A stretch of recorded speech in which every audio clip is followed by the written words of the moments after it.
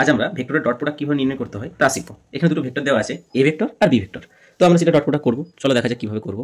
তো এখানে এ ভেক্টর যেটা দেওয়া আছে 2i cap plus 3j cap minus 9k cap, dot B vector কি দেওয়া আছে i cap minus j cap minus k cap. তো কিভাবে করবো, এখানে কি হয়, এই আই ক্যাপের সঙ্গে আই ক্যাপের গুণ করলে ডট প্রোডাক্ট করলে এক হয়, জে ক্যাপের সঙ্গে জে ক্যাপ হচ্ছে এক হয় গুণ করলে ডট প্রোডাক্ট করলে, আর কে ক্যাপের সঙ্গে কে ক্যাপ ডট প্রোডাক্ট করলে এক হয়। তো তার জন্য আমরা কি করবো, শুধু শুধু আই ক্যাপের সঙ্গে আই ক্যাপের কোএফিসিয়েন্ট গুণ করবো, জে ক্যাপের সঙ্গে জে ক্যাপের কোএফিসিয়েন্ট গুণ করবো। কেন আই ক্যাপের সঙ্গে জে ক্যাপ কেন করবো না, বা জে ক্যাপের সঙ্গে কেন কে ক্যাপ করবো না, সেটা পাশে লেখা আছে। কারণ কি হলো, জিরো হয়। আই ক্যাপের সঙ্গে জে ক্যাপ করলেও জিরো হবে, জে ক্যাপের সঙ্গে আই ক্যাপের সঙ্গে কে ক্যাপ করলেও জিরো হবে, আবার J cap I cap K cap J cap J cap K cap, এগুলো সব জিরো হবে যা আছে। কেন এগুলো জিরো হচ্ছে সেটা আমি সংক্ষেপে বলে দিই।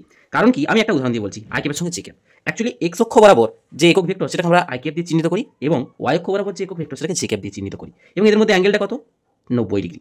আর আমরা জানি ডট প্রোডাক্টের ক্ষেত্রে কি হয়, কস থিটা আসে। আমরা কি জানি, এ ডট বি কি হয়, এ বি কস থিটা। তো এখানে যে থিটাটা, সেই থিটাটা কত হচ্ছে, 90 ডিগ্রি। আর কস 90 ডিগ্রির মান তো আমরা সকলেই জানি কত হয়, জিরো। সেই জন্য এটা কি হচ্ছে, জিরো হচ্ছে। এবং এটা কেন এক হচ্ছে সেটাও আমি সংক্ষেপে একটু বলে দিই। কারণ এইটার ক্ষেত্রে দেখছি আই ক্যাপের সঙ্গে আই ক্যাপ কি হচ্ছে, এক্স অক্ষ বরাবর একক ভেক্টর আই ক্যাপ, আর এখানেও তো আই ক্যাপই আছে, তাহলে দুটোই কি হচ্ছে, এক্স অক্ষ বরাবর হচ্ছে, মানে থিটা ইকুয়াল টু জিরো। আর কস জিরোর মান কত হয়, 1 হয়। তার জন্য এগুলো সবগুলোই হচ্ছে কি 1। তার জন্য আমরা এখানে কি করবো, এখানে চলে আসি এবারে। এখানে তার জন্য শুধু আই ক্যাপের সঙ্গে আই ক্যাপের কোএফিসিয়েন্ট গুণ করবো, জে ক্যাপের সঙ্গে জে ক্যাপ। যাই হোক, কথা না বাড়িয়ে করি।